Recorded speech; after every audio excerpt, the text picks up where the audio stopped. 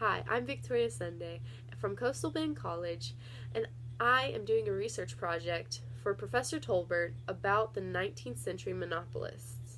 The monopolist that I will be talking about today is Andrew Carnegie, John D. Rockefeller, William Vanderbilt, J.P. Morgan, and Henry Ford. Now, in the 19th century, there were many monopolies from the new industries that were forming in America. The people who held these monopolies are continued to be inspiration for many people in the modern world, in the past, everywhere, who are looking to build their finances for not only themselves, but for also their kids and their loved ones. Now, first, before I get into all the people and everything, I'm going to talk about what a monopoly is.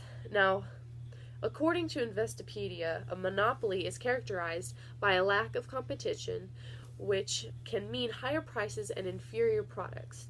But you will see that as I go on through my research project, you will see that some people actually had lower prices and great products. Now, one of these people would be Andrew Carnegie, and this is him. Alright, Andrew Carnegie was born November 25th, 1835, and died August 11th, 1919. He was involved in the steel industry, and his business was called Carnegie Steel. Now, during the end of the Civil War, Carnegie began a career in investor and speculator. According to History Central, Carnegie invested in steel and was able to raise the quality of steel while reducing its price by using technological innovations such as the Bessemer process. So, as I said earlier, as Investopedia described monopoly as that if there was a monopoly, there would be higher prices and inferior products, but instead, I just read here that Carnegie invested in steel and was able to raise the quality of steel while reducing its products, or its price, my bad. He created the monopoly in the steel industry. Over a period of 4 years, he had control of every level in the steel industry, in steel production and industry. Now, according to History Central, in 1901, Carnegie Steel merged with U.S. Steel to become the largest company at the time. During this same year, Carnegie left his firm to focus on charity, and he ended up dying and leaving all of his money towards charity. The next person that I will discuss is J.P. Morgan.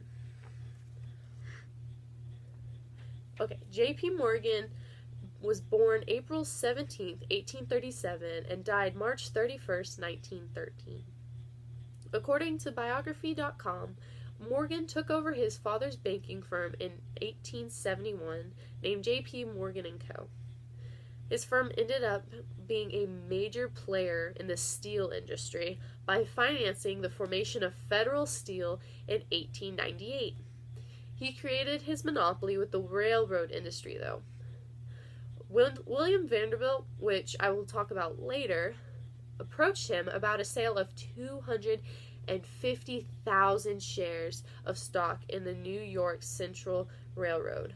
This, at the time, was a massive transaction, and the two ended up pulling it off. According to biography.com, Morgan purchased Andrew Carnegie's steel company and created the first billion-dollar corporation ever. Morgan left a legacy that transformed the financial industry, spurred the creation of the Federal Reserve System in 1913 that we are still using today in the government. Now, the next person that I will be speaking of is John D. Rockefeller.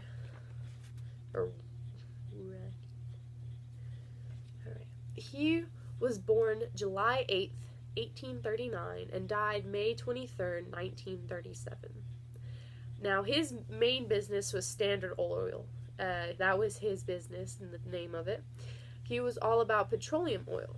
Now, Investopedia refers to Rockefeller's monopoly as a natural monopoly because of the rarity of the products produced, which makes sense because at the time they believed that petroleum oil was very, very rare to have. So he took a situation and said that since this is so rare, I can sell it for higher prices.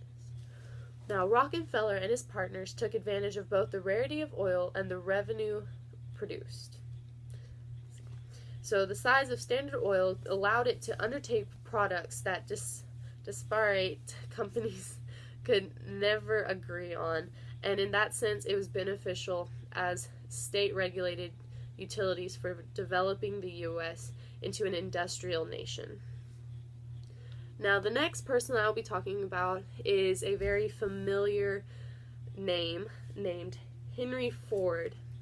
Yes, he built the first vehicle, and his company is still very productive and selling many new and wonderful vehicles today.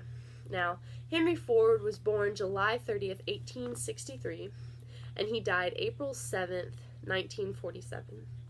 Henry Ford was an American automobile manufacturer who created the Ford Model T car in 1908. Henry Ford worked with Thomas Edison in the Detroit Edison Company, but he left this company to pursue car making in full-time business. Now, according to biography.com, Ford developed the assembly line, the assembly mode of production, which saved time, made jobs simpler, and made the price of vehicles way cheaper. Now, the assembly line is widely used today. I know that I personally just used it the other day whenever I was making dinner plates at my church. And so the assembly line is used from small businesses to large businesses or corporations or get-togethers. It's used everywhere now. So Henry Ford worked for his position as the owner of Ford Motor Company. Now, he designed the first gasoline-powered car, which began his success. And now we have, obviously, many, many more vehicles. Now, the production of Ford is extremely popular today in the modern world, and it's been for many years. The last person that I will be speaking of is William Vanderbilt. Now, he was born May 8th, 1821, and died December 8th, 1885, on a month birthday.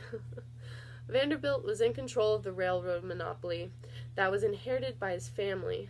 According to biography.com, Vanderbilt expanded the railroad operations and oversaw the formation of the New York Central System. Also, his accusations included railroads serving Chicago, Cincinnati, and Indianapolis, which were huge cities at the time and still are today. Thank you so much for listening to my discussion, and have a wonderful day.